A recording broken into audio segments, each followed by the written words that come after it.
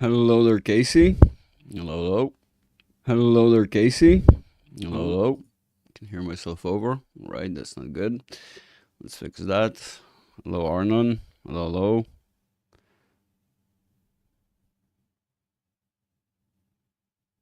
Yeah. Mike. Hello, hello. Give me a sec, guys. We're gonna be plowing through this today, simply because we don't have a lot of time before the market closes, and also simply because I'm actually very tired. I will tell you that I have had today quite a special day. Those of you who know, in fact, let me show you. Let me bring the article up. Maybe it will. Maybe some people will find it a bit interesting. So today, before we get to the market, right, I really wanna show this.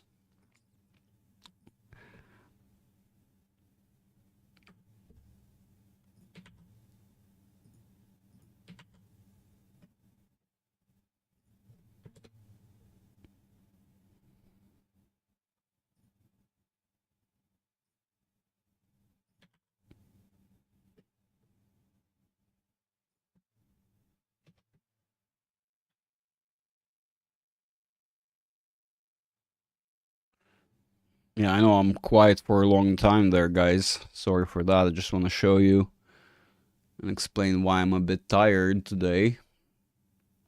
So I was hanging out in Tel Aviv today, and two rockets without no sirens, no warnings. Those of you who know Israel know a little bit better of how things actually work here in Israel. So usually we have these sirens that warn us ahead of time that we need to get into a sheltered zone.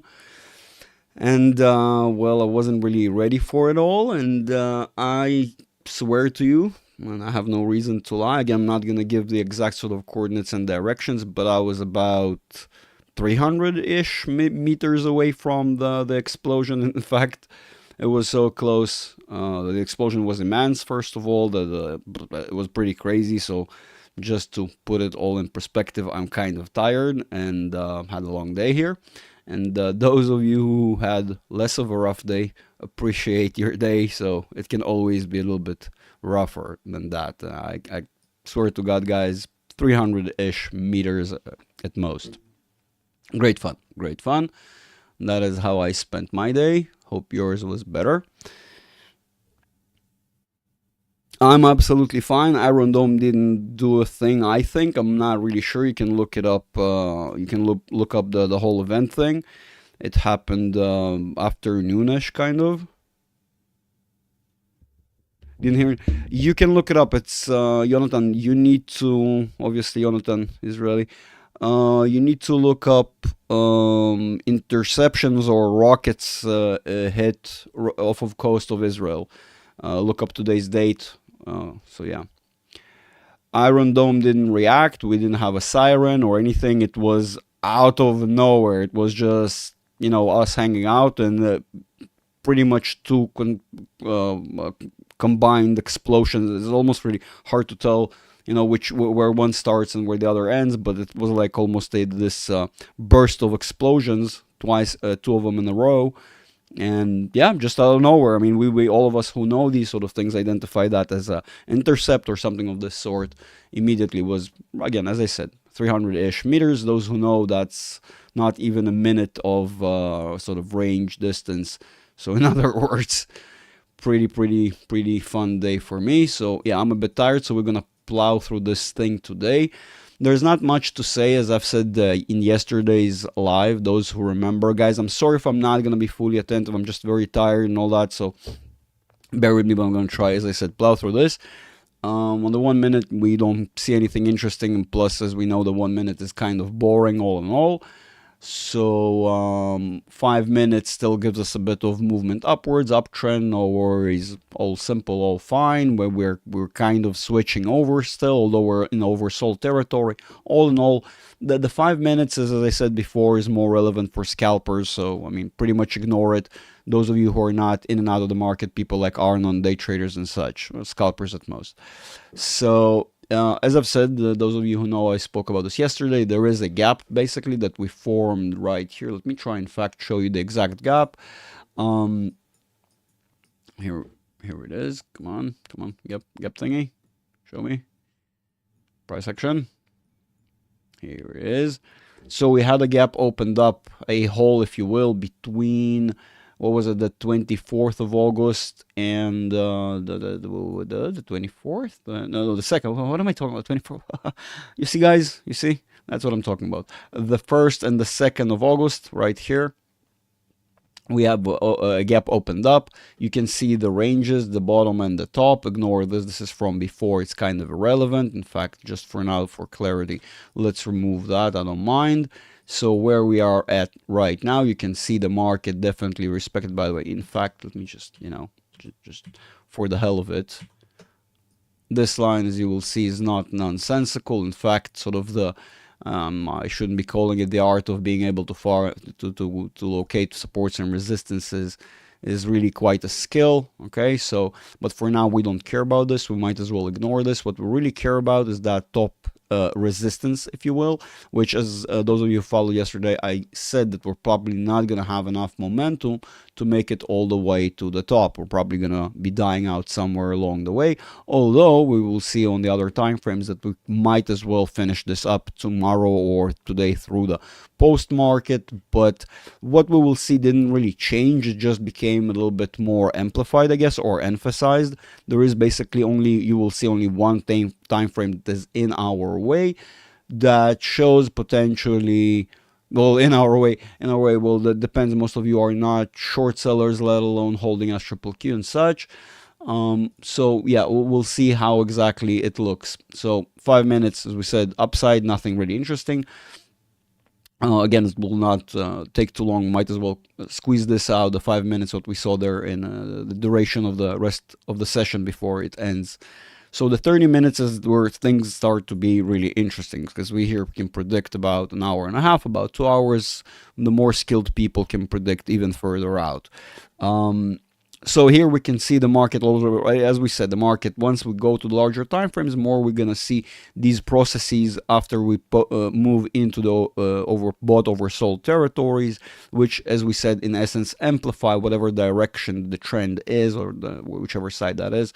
In essence, we will see a finalizing sort of process before the market reverts and continues downwards. So already on the 30 minutes, this is not looking good. We realize that even if we're going to have another impulse here, another little squeeze, we can see how the momentum went from basically running up almost like a rocket to taking this sideways direction. Again, it's pretty evident. I'm not even going to mention how the candlesticks are shrinking. You can see basically we're running out of volume, running out of buyers, or running out of money, whichever you want to call it. So 45 minutes, same thing. It's a very good in-between zone between the 30 and an hour. Those who don't know, the reason I look at it is because it allows me to see this more of a fluent procession, this fluent transition between the 30 and the hour, and when the hour and the 30 contradict each other, I use the 45 minutes to really understand and perceive whether we are switching over or not. In essence, what it does, it basically more of a confirmation bias tool. So in this instance, as we see, 30 minutes, 45, it's the same thing. The duration is shorter, more engulfed basically. Now, get the same thing. Hour, again, not really looking good. As we know, we go into the overbought territory, dwell there for a little bit, start moving downwards. It doesn't really matter whether we're going to move fully into the oversold territory on this time frame, because what we're going to see on the larger time frames means this will, of course, as we realize as we go, will switch over many times. But this is already indicative of the upcoming price action. In here, it becomes a little bit more evident how the price action is tapering down, how it's basically dying down and slowing. Now, what we are seeing also is the linear regression, basically a tool that allows us to generate a top and a bottom and, of course, a median of a particular channel, right? As you see, this is a diagonal channel. It basically removes the abnormalities, if you will, finds the average of that diagonal channel. And as we can see, we're right about to hit that range quite shortly. More so, you can see, of course, the price action can deviate and slip through these supports and resistances. As I've said before, right here you can see the same phenomena, nothing abnormal here, and I was warning as we were going, because this channel was already known to us throughout the weekend. I think previous week we already talked about this as well. I emphasized how important it is. Of course, we are expecting here something akin to this, just a little bit more of a process as we're akin to seeing here. And then once we see the correction, we're gonna see, as I said, now our low will allow us to go even lower than before. Why? Because, pardon me, that support is lower than our previous lows, although we can argue that they were actually very similar, and that was partially a test of the levels that we will be retesting once we break on that next step downwards. Okay, so let's continue, just seeing what we see, what the market tells us. Hello, Mike. Good to see you here. Hello. All right. So here we're seeing the same phenomena, although this sort of implies that we haven't switched over again yet. The 4 hours is very similar to the daily. Well, on other assets, because we're looking at S&P, you will not be able to see these, the pre and post market, but on the regular assets that do have it on its chart, you will be able to see the 4 hours basically differs from the daily. The 4 hours includes the pre and post market. So all in all, basically the same phenomena that we saw before. We already ran hot, far too hot. We are basically at the overbought territory. As we said, yes, we will spend some time in it, and we did say that we probably will close the gap that we've located right here on the 1 minute chart. Those who just joined, like Mike, there is a gap here that we made on the 1st and the 2nd date of August, about 12 days ago, and that ceiling is that 5446.69. okay, that's going to be where we have a form of a resistance. The bottom of that gap is that 5409. As I've said, we will probably penetrate it. In yesterday's live, I've said how we will go in, but we'll probably not be able to complete the whole gap, running out of momentum. So this is kind of what we're talking about. Those who just joined, to bring you up to speed. Let's move to the daily. I think I was almost skipping the day. Almost skipped the daily. So the daily is the only one outlier, if you will. This is kind of what I was trying to reiterate and re-emphasize. How we still on the daily see a lot more bullish momentum. But I really want to explain that this thing can be squeezed out, because the daily allows us to extrapolate maybe a couple more days. And I did say last week that best case scenario, we're going to spend the week closing the gaps, or one of the gaps, depending on how things will pan out, or maybe even potentially 2 weeks. And here we are. We're probably going to end up spending this a week, but of course it really much depends on CPI tomorrow. PPI came out today. I'm not going to say it's indicative of anything good. In fact, it is. I'm going to reiterate and repeat how it is indicative of a recession. Yes, you do want to see the PPI going downwards, but you don't want to see the PPI dropping so rapidly. More so, it should then say, in other words, that your CPI should be coming in lower, which even the forecast right now is showing that tomorrow is going to come in hotter. Forecast. It doesn't mean what it is in reality, and of course we have to look at underlying, and more so those of you who understand. Sadly, the CPI, in my own humble opinion, is basically being, you might as well call it cooked. Why? They change the weight they give to different parameters that include into the CPI. It's the same parameters, it's just different weight. Of course, the argument that it's because of seasonality and such things, but it really does not make sense, because if all of you will look around, it doesn't matter honestly at this point whether you live in the US, in my case in Israel, or pretty much anywhere at this point, I would be surprised if you're not seeing or feeling it, and how the prices basically went between 3 to 4 times higher. And that is not mentioning shrinkflation, meaning again you're paying 4 times for a product that is now a quarter smaller, a third smaller. So you take that for what it is.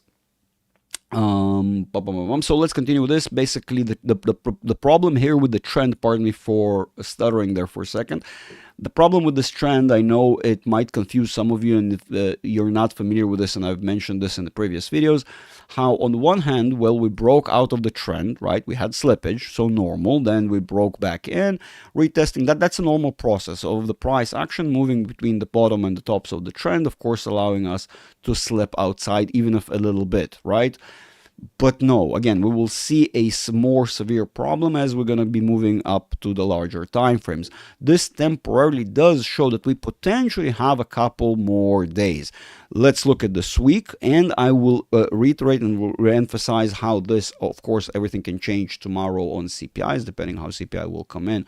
It really is hard to say. The worst number we could have received last month was 3%, which we received 3% hilariously, because year over year it puts us at nowhere. We're confused. We don't know. Nothing has changed seemingly. But if you look at at face value at how things really are on the ground, we're going to realize that inflation is far more severe than it was. And how the hell are we getting the same numbers? That doesn't make any sense. I'm sorry I went on this long tangent, but it really is important to understand how all of these things come into play together. Also, I've mentioned how we're going to see this correction. This is a very normal process on our movement downwards. And why do I think we're continuing to move down? Remember, several days, of course, we can have some bullish movement here, but there could be a lot more damage done on the weekly sort of process that we can recognize. Meaning, again, if this chart allows us to project several weeks, several candlesticks out, in other words, we are due for a lot of pain.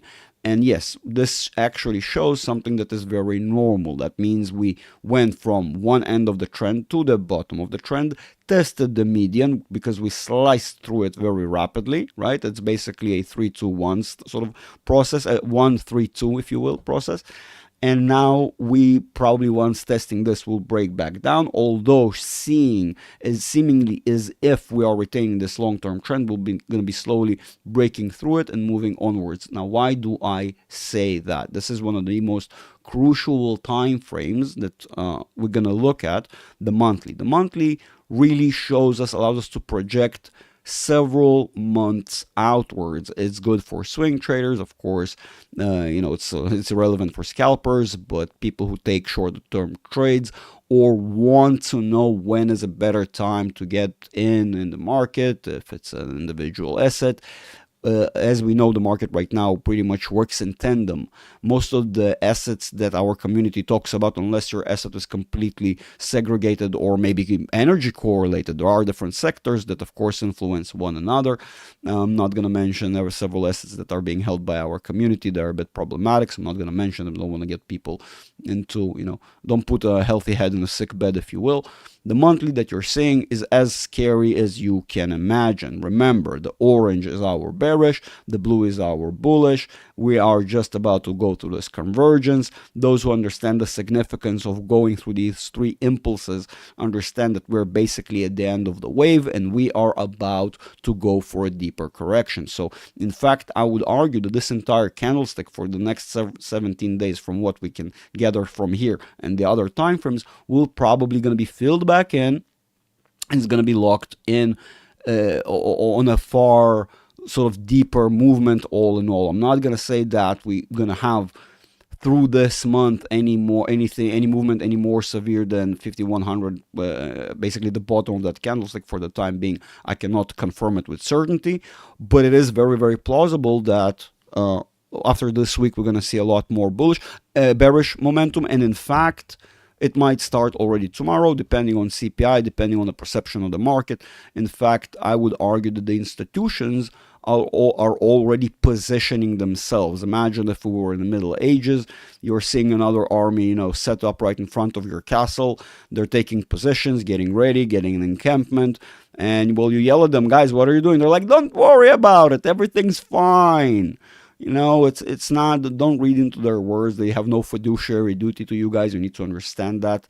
And at the end of the day, what they are obligated to might not necessarily go in line with what they're sounding. And more so, I would say that the more trained people in the industry know how to listen to anybody and everybody, from Tom Lee included. And as far as I understood, one of his technical analysts, they are doing what is basically this double speak. In other words, when in the future their words will be scrutinized and looked upon to what they've said back in the day, they will argue that, yeah, we were kind of warning and we were saying this and that, but we were, of course, having the best interest of sort of the public by giving them the potential, right? But we have to look at things that dictate reality. The reality is that they cannot be unloading themselves, telling you that everything is going to be bad and expecting you guys to buy. In order for you guys to buy what they're unloading slowly, cooking you like a crab, you guys need to have this very bullish sentiment, and you need to think that although the market is far too hot, it's going to become even just pure insanity. Basically, it will go not to the moon, it will go to Mars and beyond, right? And even that simple concept should sort of hint at you that something here doesn't make sense. The market can become irrational longer that we remain solvent. It's a known quote. But even that has its own limitations, to be frank. And I'm not seeing how this harmonic pattern, sort of the structure that has been in the build-up for many years now is going to break suddenly out of nowhere. It's going to be very, very weird. In fact, I will tell you that previously in history, it never happened before. The structures can look very much deviated, right, deformed, but at the end of the day, what the structure dictates ends up happening. I haven't seen it fail not a single time yet. And even again, I haven't been in the market forever. Of course, I've been in the market for 15 plus years ish. Not sure, not counting it. Stopped counting at some point. But really, when I started working in the industry and learning more, so the case studies that we had to go over basically looked at previous crises, previous events, and I will tell you that this time around, although deviated slightly differently, is actually not that different. Okay, and I would argue that the bottoms that we've seen before were not necessarily the lowest lows that we will see. I think we might see actually lower lows than that. Okay, we're talking, of course, those who don't understand what I'm talking about, we're talking about these lows. We're talking about 3,490 something like that. Let me just, if you guys really want me to be precise, it's that number, the 3,491.58. We should be hitting somewhat lower than this. How much lower? Hard to say. Previous videos I've sort of speculated a little bit what the potential ranges would be. All in all, the technical traders and the bots and the various forces in the market will be more than satisfied with a single cent or a dollar, but that's not how things play out. We will probably see a little bit more of a play around here on the bottom below that price point once we get there. Why do I say that? Simply because we're not just looking at the 1 monthly chart. We're already realizing, and those who know I spoke about this, these tools, and this is why I don't recommend to the average person using these without understanding how they work. There are overarching trends, there are overarching processes in the market, and what we're seeing is this breakdown. If you really want to recognize what's going on, is sort of a trend on the indicator, which it within itself represents a trend on the actual price action. It's just that most people are unable to recognize it because of the duration and how, well, lots of other factors. Really, there's a lot to know to understand how these things work. But all in all, what you're going to realize that if the 3 months is going to break, and well, the half year is also just a microcosm, if you will, microstructure of that same thing, you can recognize similar behaviors right here. We are going for a deep correction, and the worst part is that the larger time frame, the one that we probably can actually see the recession, sort of the form of the indicators that will allow us to see in visual form what will come about to be the recession, right? This partition is this. We can actually sort of see the missing part, right? We can see that something is missing here, and we can guesstimate that that's what it's going to be. And most people have not really realized that this correction have started already right here. This process, again, it's like a bus that is taking a turn. It's not, it cannot turn on a dime. Its turning radius is going to be very wide. In other words, very slow. Okay, it's not a bicycle that can turn almost on its own spot. So in other words, what we are seeing, and we have been seeing for the past, well, 2 years in essence, properly. I can argue that 2.5, but even 3.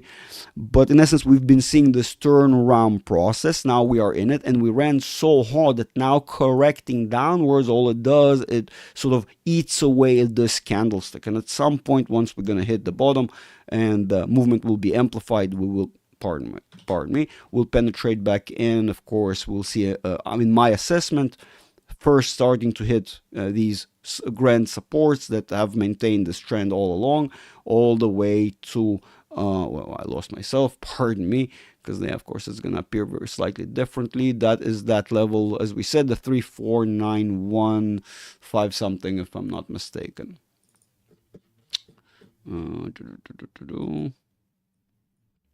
Where's that line? I went too far again. Okay, it's that line right here. It's that 34, yeah, 3491.58. That is it, ladies and gents. So I hope I was able to bring you up to speed.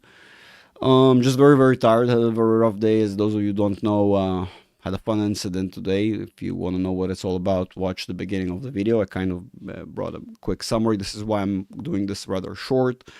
And but this is it, guys. Now, nothing really has changed. It just becomes more evident with every day what is the direction of the movement. I know a lot of you want to be bullish because your portfolios are set up this way. And I just want to reiterate and explain that, guys, I know I'm holding SQQQ, so basically you would say, well, I'm biased as well. No, the way it works is I first recognize something in the market and adjust my positions accordingly. Those who know, I sold my Tesla at 300 and various other assets. Palantir among them, sadly. And I have missed some movements because my liquidity kind of limited me this year. I'm not going to get into this, life stuff in essence. But if I would have had this liquidity, and those who want to know, I have had multiple conversations and showed our moderators and admins Arnon the technical analysis, and they were able to extrapolate that to their own options trading and made multiple successful trades. I don't even know the number on that. I don't want to just brag because I don't know the number, but it's many. You can talk to them directly, ask them how to do that, how to translate the technical analysis to the options. Those who are interested, and those who are interested in just learning technical analysis, reach out to me. I will be taking a bit of a vacation towards the end of the month because I have a birthday. So there will be less signups, more so those who are in the public, or those who are public members. Note that I have only one spot left. I had a couple openings, but then again, I had a couple students take these spots very rapidly. So still, one spot for the public, 2 spots for the members. Those who don't know what I'm talking about, there's this cool thing called Discord. It's an app. Yes, of course, we can argue it's a website as well. It's more of a community thing. We basically have our public server right here. We have our private server. They're all meshed and combined together. Depending on your roles, of course, you will have different access. The members get weekly Zooms and other cool activities like offering questions to well, since it's basically a unified community, to Tom's guests. If I'll be bringing guests down the line, of course, I'll be bringing Tom as a guest. You guys will be able to offer questions, the same questions he doesn't answer to you on the Discord on a daily basis. It's going to be fun. We're going to torture Tom. Jokes aside, Tom is a legend, and I'm very grateful to him because he's a brother from another mother. This whole thing that I'm doing, this my channel thing, is basically due to him pressuring me, pushing me into doing this. Guys, I'm so sorry I'm not reading questions and I'm just kind of, rambling. It's because I'm very tired, long day. Hope Arnon and Mike are keeping the order there. And yeah, that's it. Those of you who are not familiar, join the community. The links are in the description below. Those who want to join and become a member, you need to go to Patreon, sign up, and then, of course, go to Discord. Don't forget, very important, when you join, confirm the rules. Otherwise, you will be stuck in limbo forever, like some of these people. So don't do that. And that's it, ladies and gents. I think we've kind of covered everything. There's not really much to cover. As I've said, I did expect the market to be a little bit more linear in these couple of days that sort of ran up. We had a new gap open up. In all assessments, if you were attentive enough, you realize that this gap probably will be closed tomorrow with the volatility of the market opening up, or even, I mean, prior to it's not going to matter because then it's going to be still counted as the pre and post market. More so with the volatility tomorrow, we're probably going to be opening up with a new gap altogether, and then we're going to have to be able to, or need to, reassess and understand where we are, because the market will open probably with a severe knee-jerk reaction tomorrow. And by the time, of course, all meetings and the sentiment will be settled, only towards the end of the session we'll be able to see the actual outcome. Not even certain. We might even see everything actually play out tomorrow, well, the day afterwards, in 2 days. So that's it, ladies and gents. We are getting ready for the CPI. The CPI is the new wrench in our wheels, and we will, of course, see how that plays out and affects the market traffic, the market conditions, and then we'll be able to reassess, reconvene, and of course I will be doing another live and covering what I see. That is it, ladies and gents. I think I really have, by the way, those who don't know, you might as well not ask about assets that are highly correlated. As you can see right now on the screen, you're basically seeing S&P, Palantir, Tesla, and IWM, and they are all working in tandem. So in all, even if you are getting slight deviations on your particular assets, all in all, we're going to be seeing, in essence, a uniform movement. Okay, that is regarding other assets that are not the S&P. I just want to say I love you all. Appreciate every day your guys and girls are alive. It doesn't matter how bad of a day you had.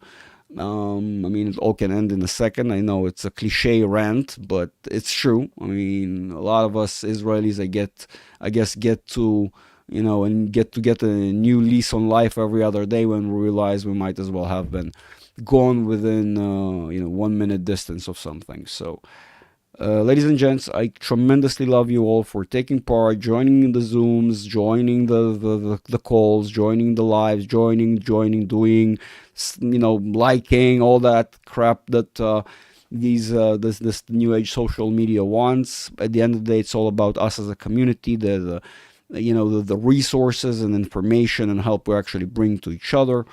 And that's it. And I hope I was actually able to contribute something to your success, your individual success.